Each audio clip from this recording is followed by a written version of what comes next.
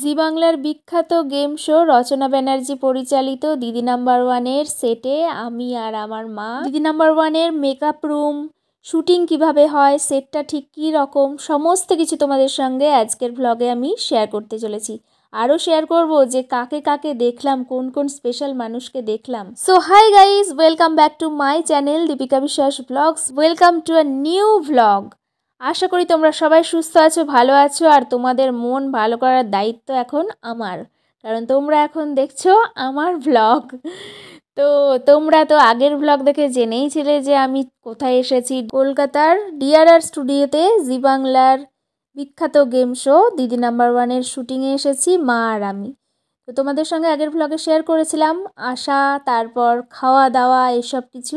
Lunch complete করার পর বাড়ির যারা লোক ছিল, মানে বাবা, তারপর ওই কাকিমা টাকিমা, ওদের সবাইকে নিচে পাঠিয়ে দিল আর আমাদের দুজনকে পাঠিয়ে দিল সেকেন্ড ফ্লোরে, যেখানে কিনা মেকআপ হয়, ড্রেসিং, এই সমস্ত কিছু হয়। তো মা তো এখন মেকআপ রুমে আছে, আমরা দুজনেই ওখানে গেছিলাম। 3জন মেকআপ আর্টিস্ট আছে, তো ওখানে 3জন মেকআপ করতে বসেছে, মা ছাড়াও আরও 2জন। তো আমি আর একটা জেঠিমা যারা আমাদের সঙ্গে খেলবে, আমরা দুজন মিলে এসেছিলাম ওই ড্রেসিং রুমে। ঠিক আছে, ওখানে ওই যে বাড়ি থেকে শাড়ি আনতে বলেছিল, 4টে 8টা, মায়ের 4টে, আমার 4টে। তো ওগুলো থেকে শাড়ি সিলেকশান হলো। আমি সিলেক্ট করিনি, ওরাই করেছে। আমি করলে তো আমি সিলেক্ট করেই আনতাম, মানে মানানসই, বেশ একটু কাছাকাছি কালার, ম্যাচিং ম্যাচিং মতো। তো ওখানে শাড়ি, সায়া না, শাড়ি আর ব্লাউজটা দিয়ে আসলাম। আর ওই রুমে গিয়ে ওই যে দূরে দেখতে পাচ্ছ, তোমরা নিশ্চয়ই চিনতে পেরেছো দেখে, ওই যে চুল আঁচড়াচ্ছে, কে বলো তো ওটা?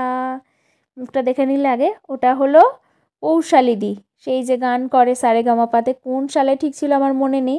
আর একটা দাদাকে দেখলাম, উনি নাকি 2019 সালে সারেগামাপাতে গান করেছেন, আমি ঠিক চিনতে পারলাম না। তো ওনার সঙ্গে ছবি নেওয়া হয়নি, কিন্তু পৌশালিদির সঙ্গে নিয়েছি। তো মায়ের তো মেকআপ ডান, মা তো ওই ঘরে ছিল। আর আমার এখনও মেকআপও হয়নি, শাড়ি পরাও হয়নি। আমি আগে শাড়িটা পরবো, তারপরে মেকআপ করতে বসবো। এখানে আমাকে শাড়িটা পরিয়ে দিল, আর মায়ের এখন দেখো সব কিছু কমপ্লিট। আমি শাড়ি পরে আবার মুখের মেকআপ ডান, কিন্তু এখনও হেয়ারটা আমার হয়নি। আরও অনেকেই করছে ওখানে, চুল টুল বাজে। আমাদের যখন শ্যুট হবে, যে আমাদের স্লটে গান করবে, যে মেয়েটা, যে ছেলেটা, তারাও এখন মেকআপ করছে। আর ওইদিকে চা নিয়ে চলে আসলো। আমি আর চা নিইনি, মা নিয়েছে একদম বড় বড় গ্লাসে চা, 1 গ্লাস করে একদম দুধ চা। অনেকেই খাচ্ছে চা। পৌশালিদি থার্ড যে এপিসোডটা শ্যুট হলো, সেই এপিসোডে পৌশালিদি আর ওই দাদাটা গান করলো। আমরা উপর থেকে গান শুনতেই পাচ্ছি। আর দেখতেই পাচ্ছ পুরো একদম মেকআপ রুম ভর্তি লোকজন। এই যে এই মেয়েটা ডান দিকে, যে মেয়েটা মেকআপ করছে, সেই মেয়েটা গান করবে, আমার পাশেই বসে আছে। আমি একটা অন্য কাকুর কাছে সাজলাম, তো এই দাদাটা আবার আমাকে ডেকে আমার লিপস্টিকটা ঠিক করে দিল। তারপরে পাশের কাকুটা আবার আমার ভুরুটা ঠিক, তারপর এখন আমার হেয়ার স্টাইল হচ্ছে, আর বলল আমার হেয়ারটাকে বিনুনি করে দেবে, খুলে রাখলে মনে হয় আরও বেশি ভালো লাগতো। আমি তো নিচে বসেছিলাম, তোমাকে বিরক্ত করলাম না। হ্যাঁ ভালো দিদি বাড়ি, দিদি বাড়িতে আমি তোমাকে বিরক্ত করলাম না, তুমি ব্যস্ত থাকো তো। তোমার কি ওটা? এই ওটা কি করো?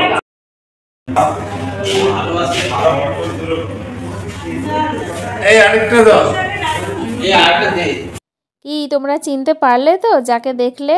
আমি তো জানি তোমরা এক চান্সে চিনতে পেরেছো, কারণ একদম মনে হচ্ছে যেন একই আছে, তাই না? কে বলো তো ওটা? তাও একবার বলে দিই। হ্যাঁ, একদম ঠিক, কৌশিক চ্যাটার্জি, লাবণী সরকারের হাজব্যান্ড।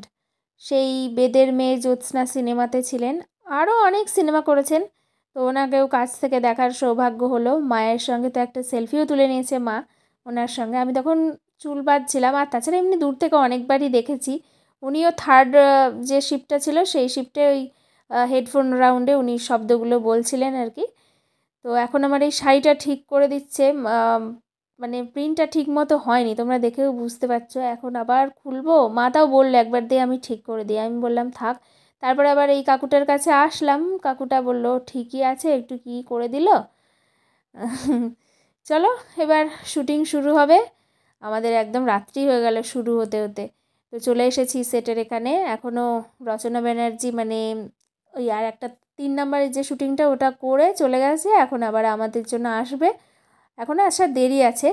তো তো বাবা টাবা দেখলাম দর্শকের স্থানে বসেছিল।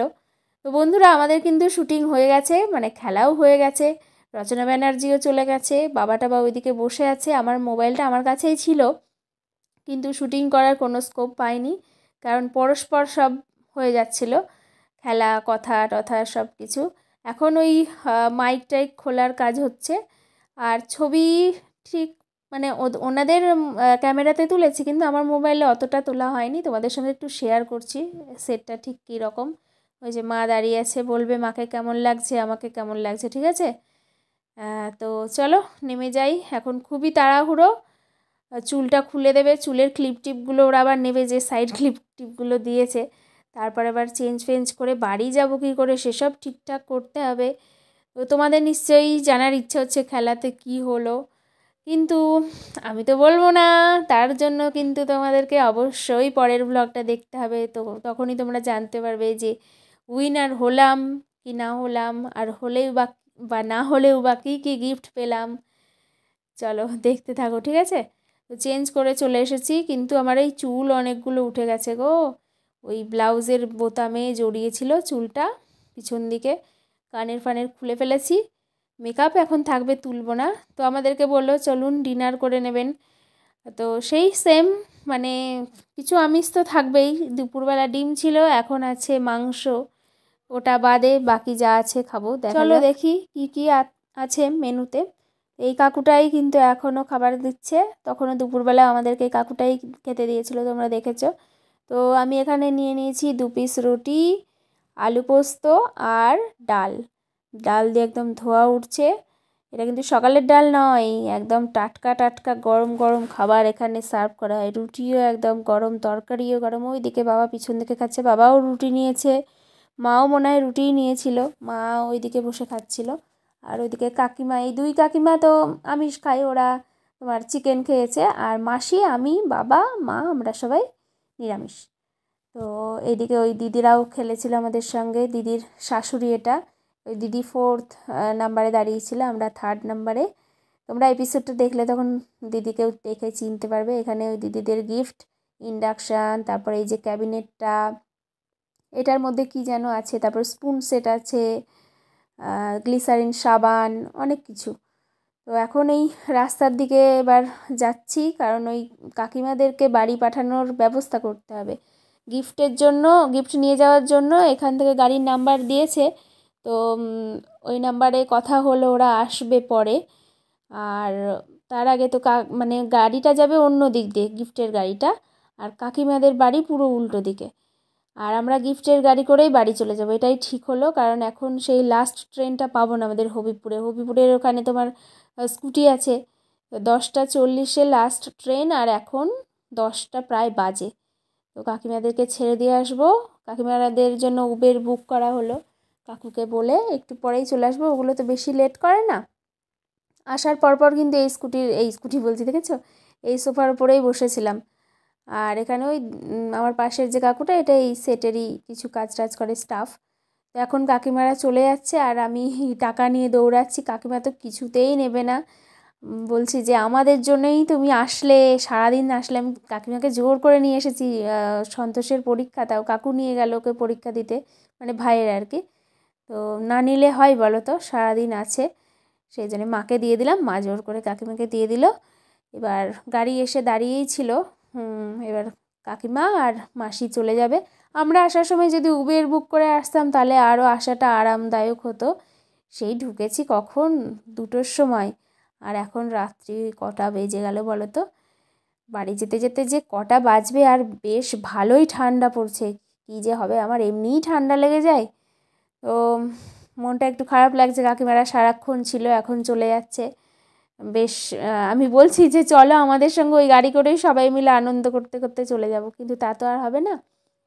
এখন এই দিদির সঙ্গে কথা হচ্ছে, খুব মিষ্টি দিদিটা। আর কয়েক মাস আগেই বিয়ে হয়েছে, জানুয়ারি মাসে। জানুয়ারি মাস মানে তো সেই বছরের শুরুর দিকে, যাই হোক বেশি দিন হয়নি।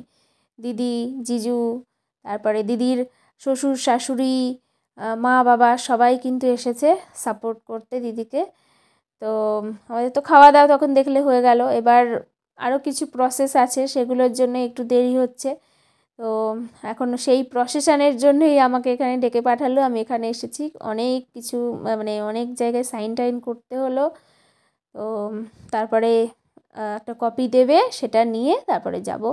বারবার তো ওই গাড়িটাকে কল করা হচ্ছে যাতে তাড়াতাড়ি চলে আসে, এখনও আসেনি। দেখা যাক কখন আসে। বলছে 10-15 মিনিট লাগবে ম্যাম, দাঁড়ান এক্ষুনি যাচ্ছে গাড়ি। এই গাড়িটা ওই দিদিদের, আরও দুজন যারা ছিল ওরা চলে গেছে বাড়িতে, ওদের বেশি টাইম লাগেনি, কিন্তু আমাদের একটু বেশি টাইম লাগছে। তো ওই দিদিরা উবের বুক করেছিল, ওই উবেরে করেই চলে গেল।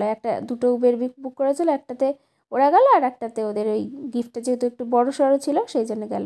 আর তোমরা গেস করো, ঠিক আছে, ওটার মধ্যে কী আছে? ওই গিফটটা কিন্তু আমাদের। আর ওই গাড়ি করেই আমরা বাড়িতে যাব। ওই যে কাকিমা হাই করে দিচ্ছে। এখানে সত্যি এত ভালো এখানকার এই স্টাফগুলো, মানে এই দাদা কাকু যারা আছে সবাই খুবই ভালো। এখানে বসার জন্য একটা পেটি দিল, মানে টিভির পেটি না কিসের পেটি, তারপর আবার কয়েকটা বস্তা দিল ওই যার মধ্যে গোবিন্দভোগ চাল থাকে।